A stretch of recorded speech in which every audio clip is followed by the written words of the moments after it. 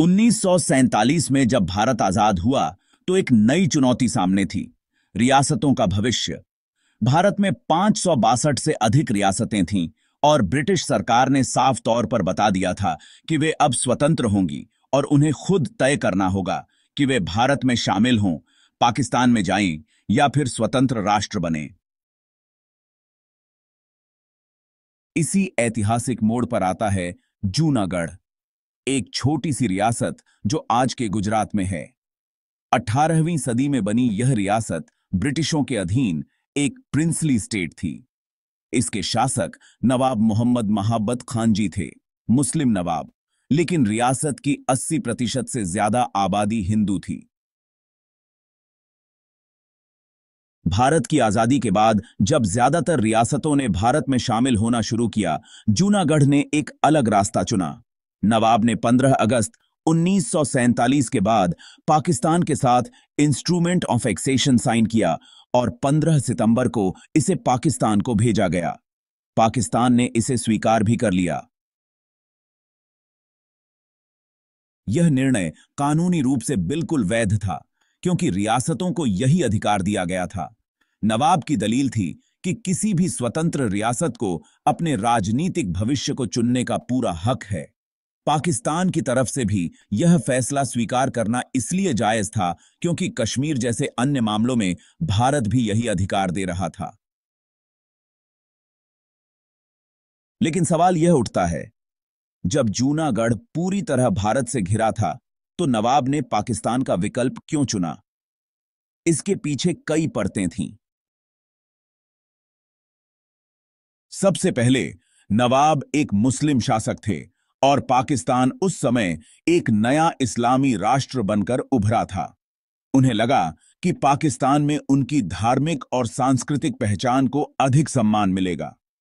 उन्हें यह डर था कि एक धर्मनिरपेक्ष लेकिन बहुसंख्यक हिंदू आबादी वाले भारत में उनकी स्थिति धीरे धीरे कमजोर हो सकती है। इसके साथ ही नवाब के दीवान सर शहनवाज भुट्टो पाकिस्तान के करीबी माने जाते थे। वे पाकिस्तान की विचारधारा से सहानुभूति रखते थे और उन्होंने नवाब को पाकिस्तान में विलय का परामर्श दिया। नवाब और पाकिस्तान के नेताओं के बीच निजी रिश्ते भी थे, जो इस निर्णय को प्रेरित करने वाले कारकों में शामिल थे। कुछ इतिहासकार यह भी मानते हैं कि नवाब को भारत सरकार से एक तरह की दूरी महसूस होती थी। उस समय भारत में विभिन्न मुस्लिम शासकों के सामने अपनी सत्ता और अस्तित्व को लेकर अनिश्चितता बनी हुई थी। यही कारण था कि नवाब को भारत के भीतर रहकर अपनी पहचान और नियंत्रण के खत्म हो जाने का डर सताने लगा। इसके अलावा जूनागढ़ जैसे छोटे रियासती राज्य, जिन्हें ब्रिटिश काल में स्वायत्तता की आदत थी, उन्हें स्वतंत्र पहचान के साथ जीने की आदत थी।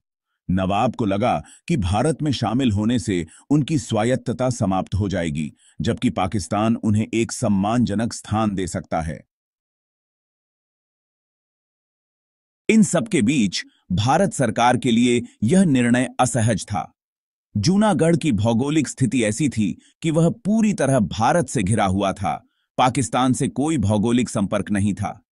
इसके अलावा स्थानीय जनसंख्या में भारी बहुमत हिंदू था और भारत सरकार का मत था कि इस निर्णय में जनता की इच्छा को अनदेखा किया गया है।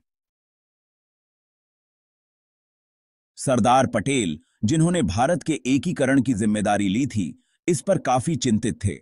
भारत सरकार ने यह तर्क रखा कि रियासत का फैसला भौगोलिक, जनसांख्यिकीय और व्यावहारिक रूप से अव्यावहारिक है।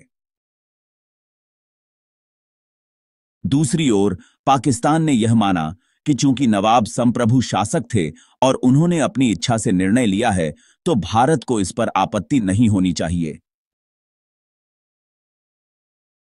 इसी बीच जूनागढ़ के भीतर जन असंतोष बढ़ने लगा। रियासत के कई हिस्सों में भारत समर्थक प्रदर्शन हुए। नवाब की प्रशासनिक स्थिति कमजोर पड़ने लगी। नवाब 24 अक्टूबर को पाकिस्तान चले गए और अपने दीवान सर शहनवाज भुट्टो को प्रशासन सौंप दिया। हालात बिगड़ते देख दीवान ने भारत सरकार से मदद मांगी ताकि कानून व्यवस्था बनी रहे। भारत ने सेना भेजकर शांति व्यवस्था संभाली और नवंबर 1947 में जूनागढ़ में भारत का प्रशासनिक नियंत्रण स्थापित हो गया।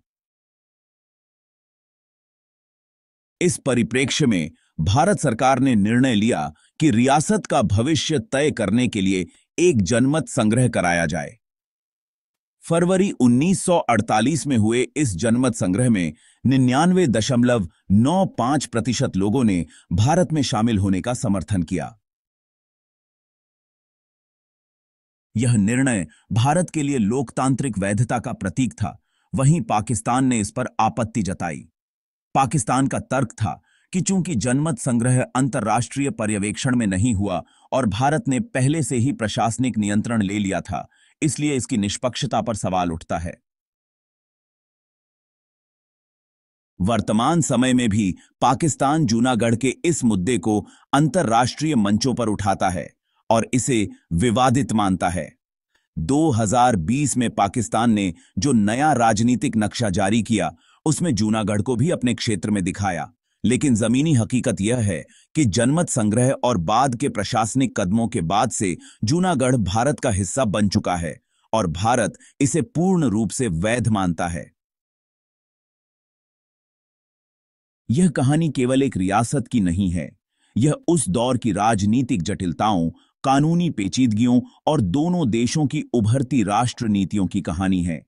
नवाब ने जो निर्णय लिया वह उनके दृष्टिकोण से उचित हो सकता है। उनके डर, उनकी असुरक्षाओं और उनकी राजनीतिक सीमाओं को समझा जाना जरूरी है। पाकिस्तान ने उसे अंतर्राष्ट्रीय कानून की दृष्टि से देखा और भारत ने इसे क्षेत्रीय अखंडता और जनता की आकांक्षाओं से जोड़कर देखा। किसी भी पक्ष को पूरी तरह सही या गलत कहना इतिहास के साथ अन्याय होगा।